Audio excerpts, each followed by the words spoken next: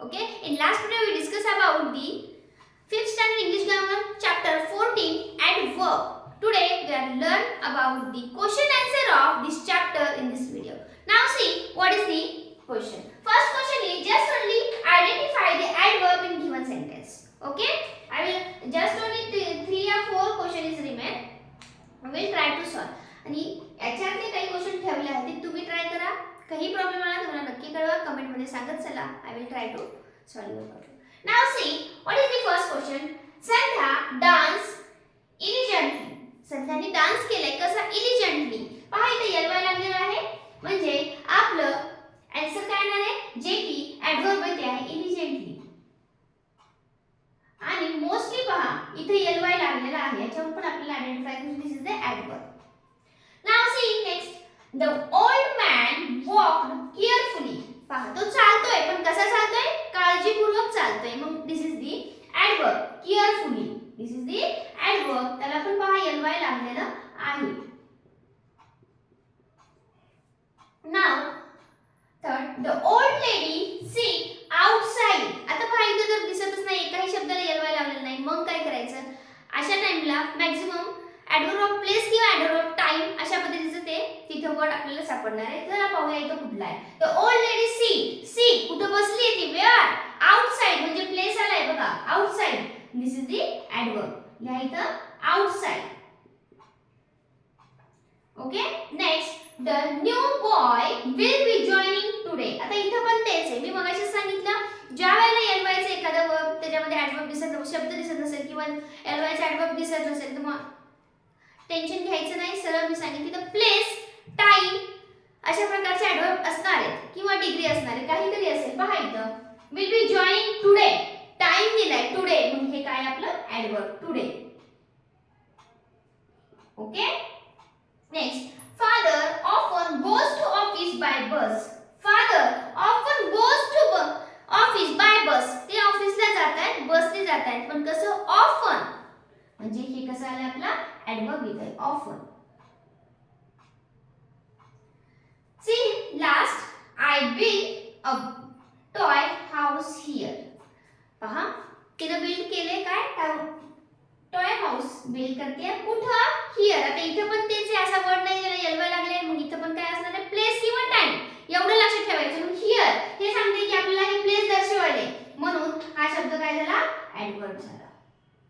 Okay लक्षात घ्या maximum त्या वर्डला एलवाय लागलेलं असतंच. इफ तसं जर एखादा शब्द दिसत नसेल तर पाहायचं कुठला एखादा शब्द असा आहे की जो प्लेस किंवा टाइम असं काहीतरी दर्शवतोय का त्यानुसार तुम्ही ॲडवर्ब चूज करत चला. याच्यामध्ये काय अडचण असेल तर नक्की कळवा. चला स्क्रीनशॉट घ्या मी तुम्हाला समजेल कुठं कुठला ॲडवर्ब आहे. मला 100% वाटते की तुम्हाला माहित झालं असेल तर ॲडवर्ब कसं आयडेंटिफाय करायचं. ओके चला स्क्रीनशॉट घ्या. लाईक करायचं राहिलं तर लाईक करून घ्या कारण आता लगेच आपण सेकंड क्वेश्चन घेणार आहोत.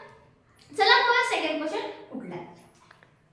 Question is what there is the some adverb given in a bracket. Okay, some adverb given in a bracket just only fill the appropriate adverb in given sentence or fill in the blank. See what is the first question.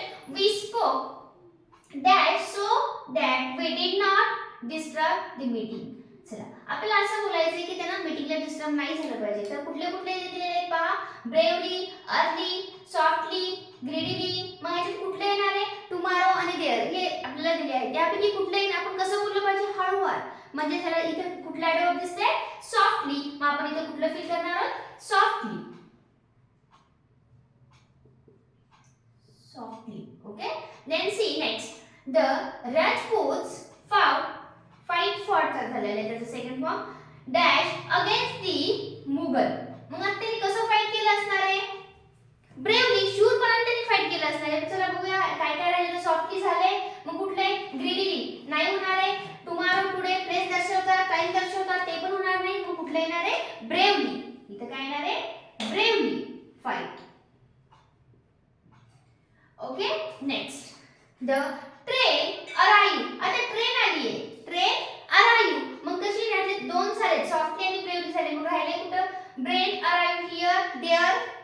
परत काय tomorrow early आणि ग्रेडीली ग्रेडीला होणार नाही आणि मग कसं येणार आहे लवकर आली म्हणू शकतो मी देणार आहे अर्ली.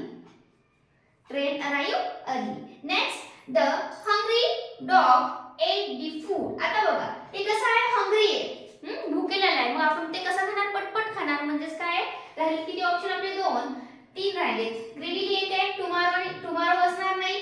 मग काय असणार आहे, ग्रीडीली.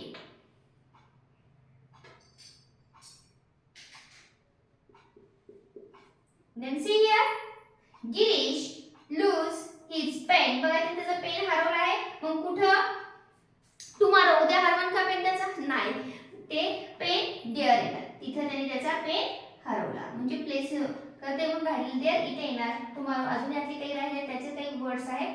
चला बाकीचे तुम्ही सॉल्व करा.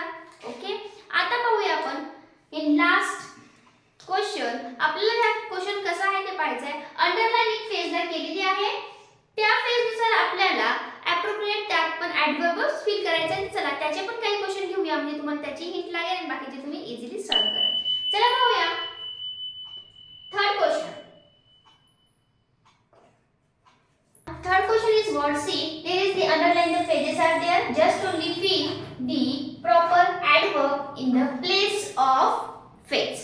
Okay. See what is the first question. The train arrived with a lot of noise. Lot of noise. या जागी आपल्याला adverb करायचे आहे. मग इथे कुठले adverb दिले? Later दिले, quickly, noisily. बघा noise ला noisily केले. म्हणजे इथं सगळं सेंटेन्स as it is द्यायचं तुम्ही. The train arrive with a lot of, काढून टाकायचे फेज आणि या ठिकाणी ठेवायचे noisily. काय ठेवणार आपण इथं, noisily. ओके, चला नेक्स्ट पहा. I will have breakfast after some time. I will have breakfast but when, after some time. मग त्यासाठी कुठला आले, quickly नाही येणार, noisily झाले. Later, everywhere नाही येणार. सगळं सेंटेन्स as it is लिहा. या ठिकाणी आपण लिहिणार आफ्टर सम टाइम, म्हणजे की लॅटर पण चालते. लॅटर म्हणजे नंतर, मग इथे येणार आहे नंतर, लॅटर. आणि ही फेज काढून टाकायची. Okay, see next. The snake slid away in a quick manner. आता इथं ही जी क्विक मॅनर आहे का, हे काढून टाकायचं आणि या ठिकाणी आपल्याला क्विक मॅनरच्या ऐवजी आपण कुठलं लिहिणार आहे, the snake slid away quickly. काय लिहिणार आपण इथं, quickly. Okay, in this way we remove the phase and add the adverb. The birds had scattered the seeds all over the place. All over the place. मग आपले कुठले राहिले, everywhere राहिले, frequently राहिले आणि बाकीचे आपण फिल केले. मग इथे काय येणार आहे, everywhere. काय, all over the place. म्हणजे काय येणार आहे, सगळं सेंटेन्स तुम्ही as it is जसं असं लिहायचं आणि इथे येणार आहे everywhere. Everywhere. That's the answer. Okay. Then last, the clown jumped every now and then. पहा आता हा विदूषक काय करतोय, जंप करतोय. म्हणजे हे as it is द्या. The clown jumped कुठं, every now and then. म्हणजे तो जंप कसा करतोय, वारंवार जंप करतोय. आता पण करतोय आणि ते नंतर पण करतोय. म्हणजे इथे येणार आहे frequently. काय नाही का, frequently. या पद्धतीने तुम्ही फेज रिमूव्ह करून त्या ठिकाणी ॲडवर्ब फिल करू शकता. ओके, चला अशा पद्धतीने आपण तिन्ही क्वेश्चन पाहिले आहेत. यातले पण काही क्वेश्चन रिमेन आहेत. Try to solve yourself. काही अडचण आली कमेंटमध्ये नक्की सांगा. ओके, चला एवढं सगळं झालंय. लाईक करायचं राहिलं असेल लाईक करून घ्या आणि व्हिडिओला शेअर आणि सबस्क्राईब करायला मात्र विसरू नका, जेणेकरून तुम्हाला नवीन व्हिडिओचे नोटिफिकेशन येत राहील आणि व्हिडिओ पण पाहायला मिळतील. Okay, thank you.